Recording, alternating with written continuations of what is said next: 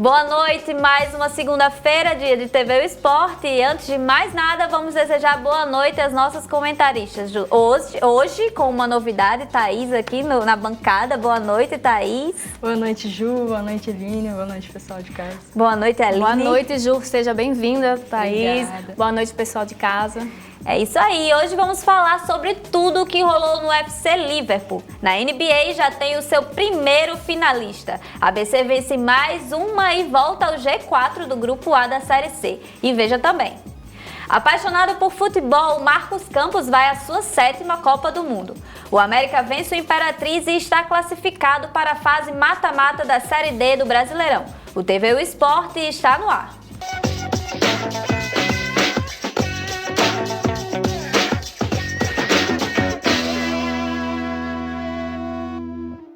E neste domingo o UFC desembarcou em Liverpool e o Brasil esteve bem representado por Cláudio Hannibal, que venceu o francês Nordine Taleb por finalização. Na luta principal, o inglês Darrell Till venceu por decisão unânime o americano Stephen Thompson. Tá aí o inglês, o Till, conseguiu aí dar uma alegria aí para a torcida inglesa, que depois da Champions estava um pouquinho arrasada.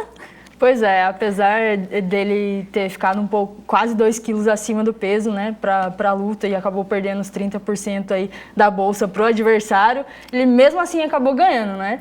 Ganhou, mas também essa luta foi um pouco contestada, né? Muita gente achou que ele não tinha saído com a vitória, né? Ele começou os primeiros rounds realmente mais lento, o Thompson ficou tentando alcançá-lo, correu bastante. O Thompson é um karateca, faz um pouco aquele estilo do Lyoto Machida. E o Darren Till, ele estava um pouco cansado nos 3 primeiros rounds.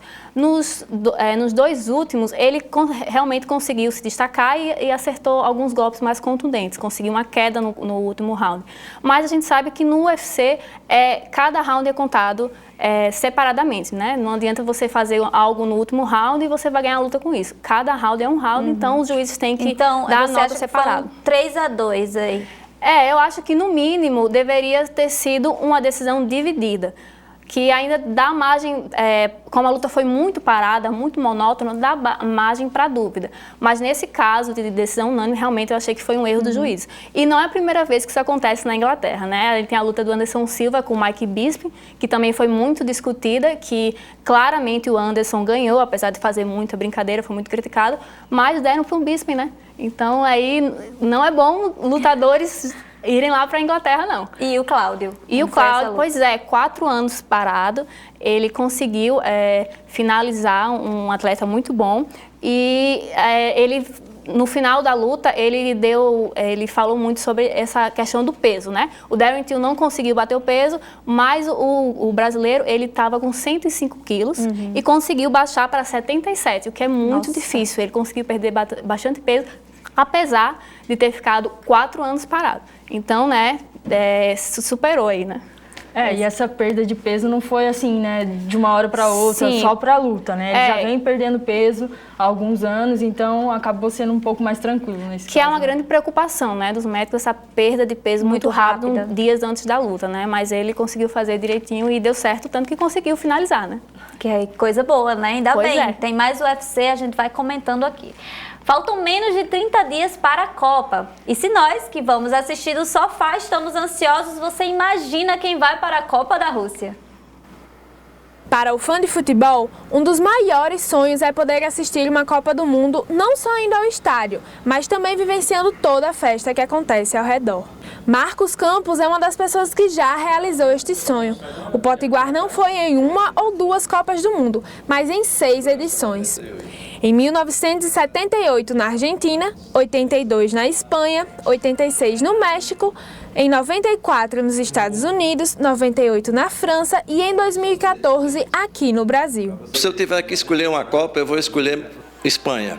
Na Espanha foi a primeira Copa que eu vi organizada com participação popular Eu tive em 2 jogos que são referências até hoje, o Brasil 3, Argentina 1, que foi o melhor dia da minha vida, porque ganhar da Argentina depois de 78, com Maradona em campo, e a festa que se fez em toda Barcelona, desceu para dançar carnaval, do estádio de Sarriá até o Porto, não era só os brasileiros não, eram todos, e depois o desastre do jogo com a Itália. Fugiu, bateu! Gol da Itália! Mas a animação do Mundial vai muito além de assistir os jogos. A Copa não é o jogo, a Copa é a FanFest. É o dia antes do jogo e as 3, 4 horas antes de entrar no estádio, que os grupos folclóricos estão lá, as torcidas estão lá e começam a interação, o troca-troca de camisa, a participação em eventos. Isso é que é o bom da Copa. E a Copa é como um carnaval de 30 dias. Nesta edição do Mundial, Marcos não pretende assistir todos os jogos do Brasil. Mas ele enfrenta um problema: seus ingressos ainda não chegaram. Um deles era o ID, que não chegava, e graças a Deus o meu ID chegou semana passada. E o outro é o dos ingressos, que eu ainda não recebi os ingressos e nem o e-mail dizendo que os ingressos vão chegar. Eu tenho ingresso para 4 jogos, mas eu não pretendo assistir os 4 jogos. Isso vai depender se os ingressos chegarem a tempo ou não, porque até agora não recebi. Mas a minha ideia é assistir Brasil e Sérvia e a primeira partida da outra fase. E dando sua opinião como alguém que acompanha a seleção brasileira, Marcos está otimista e ainda acredita no Hexa. Tem chance, sim. Agora, se vai ser campeão, é outra questão. O Brasil é um dos favoritos, com Espanha, com Alemanha, com França, com Inglaterra. Esse ano eu não estou acreditando muito na Argentina, não. E para quem vai ficar por aqui assistindo de casa, o sentimento é o mesmo, com expectativas altas e muita torcida. Tá aí, muito bacana. A gente fica aqui com inveja do Marcos, né? Mas vamos torcer aqui do sofá. Ontem, Daniel Ricciardo venceu o GP de Mônaco. Mesmo com problemas de potência, o australiano sustentou a liderança e chegou à 2ª vitória na temporada. Com isso, o Ricciardo sobe para a 3ª colocação na tabela com 72 pontos. O pódio do Grande Prêmio de Mônaco teve Vettel em 2º e Hamilton na 3ª posição. Aí, meninas, como foi essa corrida? O Ricciardo conseguiu segurar a ponta até o fim? Pois é, mesmo com a perda de 25% da potência do motor, né, da Renault, ele ainda conseguiu levar isso até o finalzinho, conseguiu manter a pole ali e ganhar a corrida. Até lembrou alguns outros fatos históricos, como o de Senna, de 1991, que perdeu as marchas, né, mas acabou conseguindo levar o carro até o finalzinho e vencer a corrida. Histórica, aquela pois é. Só a detalhe é que a de Senna é bem mais empolgante, né? Até alguns pilotos reclamaram que foi uma corrida mais calma, monótona. O Fernando Alonso, ele deixou a prova, mas ele falou que não gostou muito não, que foi provavelmente a pior corrida da Fórmula 1. Mas dizem que esse GP de Mônaco já é conhecido por ter essa monotonia, que nessa corrida foram 70 voltas aí, que nada aconteceu, que era todo mundo lá, um atrás do outro. Pois é, teve só uma batida, né, ali no finalzinho, na volta 70, se não me engano, o Charles Leclerc, ele bateu ele é francês, estava lá na primeira corrida em Mônaco, e aí acabou batendo, perdendo a chance de mostrar um pouco mais, estava brigando ali pela 11ª posição, então foi meio chato mesmo, como o Alonso falou, foi uma corrida E o Hamilton também não gostou, falou que não foi uma corrida de fato, né, que parecia mais só uma filinha, não teve essa emoção, essa troca que a gente viu nas últimas corridas, né. Também não teve a entrada do safety car, que é algo que muda bastante, né? Ali. Entrou só o virtual, mas não mudou muita coisa. Muda bastante as posições, né? Eles conseguem fazer algo ali para ultrapassar uns aos outros quando sai do pit stop, mas essa não rolou, né? Esse é o problema de Mônaco, né? Sempre assim, sempre quando sai na posição, termina na mesma posição, porque não tem muita chance de ultrapassagem. E também não mudou o ranking, né, mundial. O Hamilton segue em primeiro lugar, ele só perdeu, caiu 3 pontos pro Vettel, mas segue tudo normal. E o Ricciardo sobe para a 3ª colocação. Tem mais Fórmula 1 e a gente fica no aguardo, né? Que seja mais animada as próximas. Agora falando de basquete, a final da NBA está cada vez mais perto e já sabemos quem é o primeiro finalista. Ontem, pela Conferência Leste, os Cavs, com mais um grande jogo de LeBron James, derrotou o Boston Celtics por 87-79. No Oeste, vamos saber quem avança no confronto entre Warriors e Rockets hoje às 10 da noite. Mais uma vez o papai LeBron aí salvou os Cavs. Vamos dizer que ele sempre leva esse time nas costas, né? Pois é, ficou muito evidente, desculpa até, ficou muito evidente que realmente o time só tinha ele, né? De vez em quando o Tristan Thompson ainda aparecia ali para ajudar, mas realmente ficou nas costas do LeBron. O Cavs não vem com uma defesa muito boa, né? Ele fica ali um pouco perdido, no ataque também não tem muita ajuda, só o LeBron acaba levando o time nas costas realmente, até por isso é a 8ª final do LeBron. Isso acaba mostrando um pouquinho de como o time do Cavs está, né? Ele sempre leva o time nas costas e isso pode trazer uma coisa ruim na final, né? Não pode, talvez seja mais o confronto entre os Warriors e os Rockets pode aí dizer quem vai ser o campeão, né? Porque os Cavs só depende do LeBron. Pois é, a chance, né, dos Cavs vencer alguém que vem dessa outra conferência é muito difícil, porque é um time que está dependendo muito do LeBron. A gente viu nos outros jogos da série que ele sempre está se esforçando muito nos quartos finais, né? No começo os Celtics estavam mandando, né, estavam vencendo e depois mudou tudo.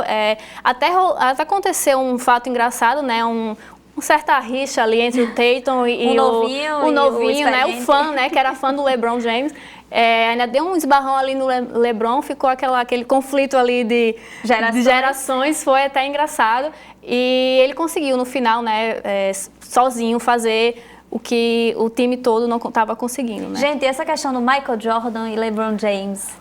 O que vocês acham sobre isso? Mas, como diria a nossa querida Letícia especialista Medeiros, NBA, especialista, ela estava comentando que na época era muito diferente, né? Os times, o físico. Então, se você olhar aí os números, você acha que, né? Talvez ela LeBron. O LeBron. E eu concordo também, viu? Sou um pouco LeBronzete, né? Então é isso aí. A gente vai ficar esperando esse confronto para ver quem vai ser finalista. E agora vamos ver tudo o que rolou na última semana no mundo dos esportes. É hora do Giro Esportivo.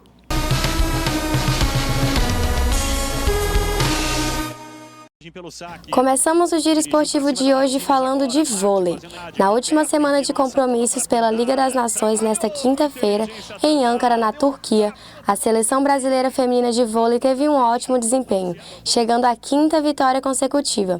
Ao enfrentar a República Dominicana, a seleção venceu por 3-0. As dominicanas chegaram a equilibrar o jogo em alguns momentos, mas não conseguiram conter a equipe brasileira, que cometeu pouquíssimos erros. Agora falando em ginástica artística, nesta sexta-feira em Osijek, na Croácia, 4 atletas disputaram a classificatória para as finais da Copa do Mundo de Ginástica. Gabriel Barbosa, Gustavo Polato, Renato Oliveira e Vinícius Machado competiram pelo Brasil, mas apenas Barbosa, nas argolas, avançou para as finais que aconteceram neste final de semana.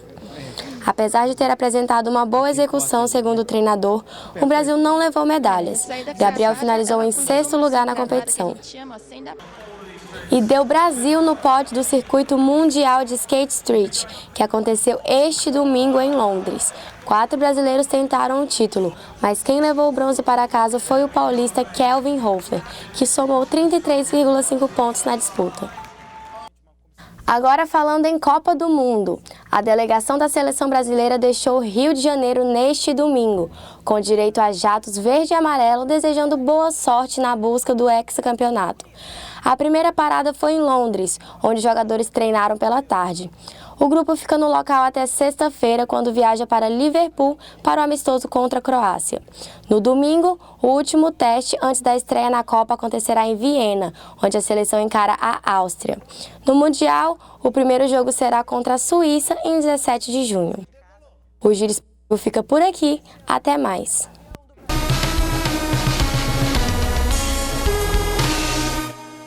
É isso aí, obrigada, Jéssica. Vamos para o intervalo e voltamos já já com tudo que rolou na final da Liga dos Campeões e com nossos representantes na Série C e D do Brasileirão.